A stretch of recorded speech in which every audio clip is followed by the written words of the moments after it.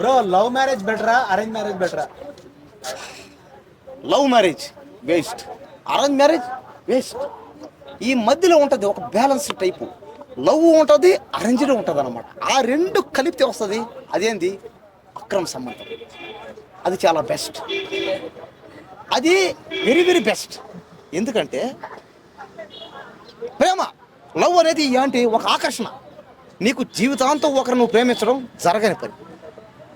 Arranged marriage అంటే పెద్దవాళ్ళు పెళ్లి చేస్తారు. దేనికి పెళ్లి చేసి, దేనికి ప్రేమించడానికి. మళ్ళీ బలవంతంగా ప్రేమించంటారు, అది వేస్టే. నువ్వు అక్కడ ప్రేమించలేవు, ఎక్కడా ప్రేమించలేవు. నువ్వు ఎక్కడ ప్రేమించగలుగుతావు? కొద్ది రోజులు, కొన్ని క్షణాలు, కొన్ని గంటలు మాత్రం ప్రేమిస్తావు అంతే. జీవితాంతం ఒకరిని ప్రేమించలేరు ఎవరు. ఏదో అందంగా ఉన్నంతసేపు నువ్వు ప్రేమిస్తావు.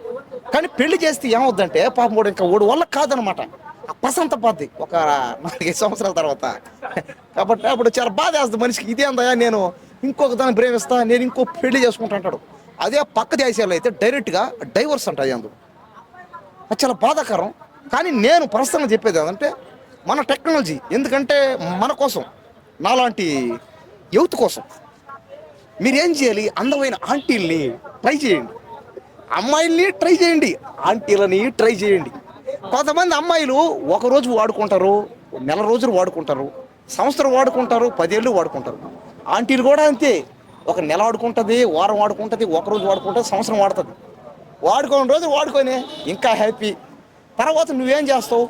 బ్రేకప్ అయిపోయిన తర్వాత, అదే నన్ను ఇంకా వదిలి అన్న తర్వాత మీరేం చేయాలి? ఎవరో ఒకరిని ట్రై చేయాలి. మళ్ళీ లేదు, చచ్చిపోకూడదు, రాంగ్ అది. చచ్చిపోనే వద్దు. ఎందుకంటే ఆమె నువ్వు నాకు వద్దు, ఇంకొకరు కావాలన్నప్పుడు నువ్వేం చేయాలి? నాకు కూడా నువ్వు కాబట్టి ఇంకొకటి అంతే. అంతే కదా. ఇప్పుడు మనం ఎవరైనా ప్రేమించి దేనికి ప్రేమిస్తాం? ఫిగర్ బాగుంటే, ఫిగర్ బాగుందిరా అబ్బో ఓహో ప్రేమిస్తావు.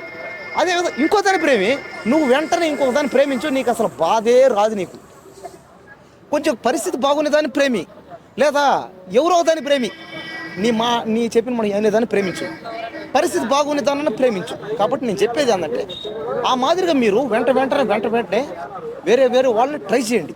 మీకు అసలు బ్రేకప్లు బాధే ఉండదేక, నాలాగే ఉంటారు హ్యాపీగా.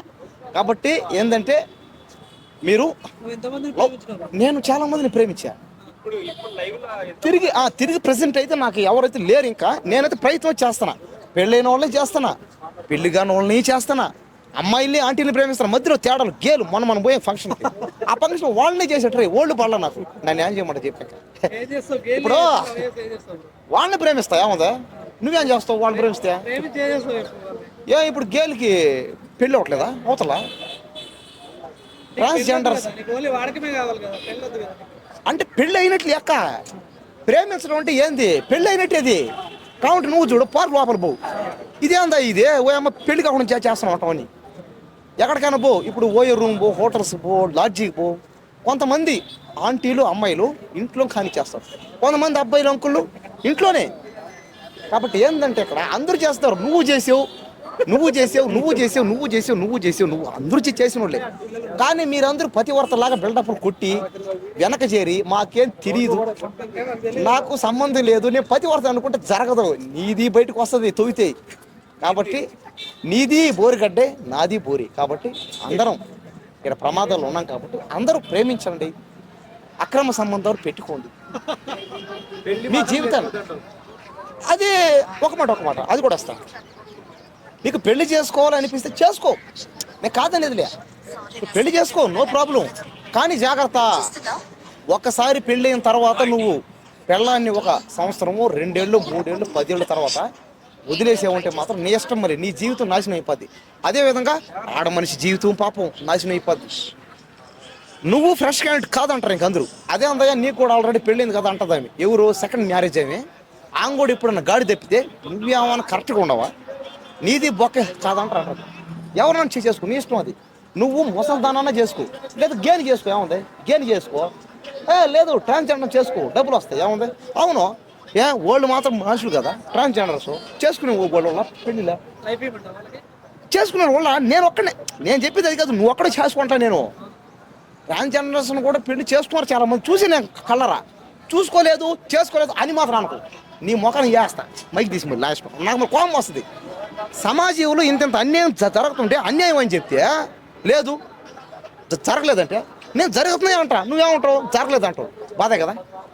ఏంటంటే నువ్వు ఓటు వేసినప్పుడు డబ్బులు తీసుకున్నావు అని నేను అంటా, తీసుకోలేదే అని నువ్వు అంటావు. నువ్వు ఓటు వేసినప్పుడు డబ్బులు తీసుకుపోయినా ఓడి ఎలాగో చేయడేది.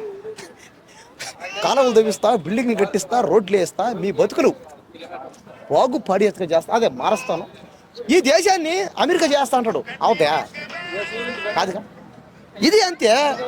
కాబట్టి నేను ఫైనల్ చెప్పేది ఒకటే, ఆపేయి. అందరూ ప్రేమించండి, పెళ్ళిళ్ళు చేసుకోండి. ఒకవేళ పెళ్ళిళ్ళు చేసుకోకపోయినా కూడా ప్రేమించండి, కాపురాలు చేయండి. ముఖ్యంగా లేడీస్కి చెప్పేది ఒకటే, మీరు పెళ్లి కాకుండానే పరాయి వాళ్ళని ప్రేమిస్తున్నారు, అంతా బాగానే ఉంది. ఇదివరకు రోజుల్లో ఏమయ్యేది, పెళ్ళైన వాళ్ళని మాత్రమే ప్రేమించేవాళ్ళు, అంటే పెళ్లి చేసుకున్న భర్తను మాత్రమే. ఆమె ఎంత అన్యాయం అండి ఇది.